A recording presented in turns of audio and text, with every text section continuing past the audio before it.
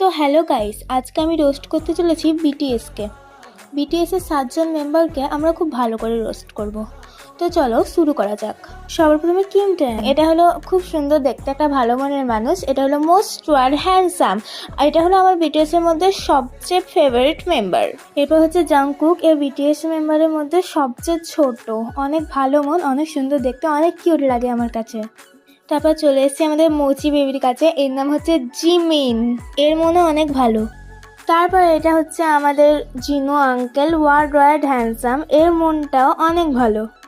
তারপর এটাকে বলো তো আর্মিস, এটা হলো আমাদের সুগা বিল্লু, এর মন অনেক ভালো আর দেখতে অনেক কিউট।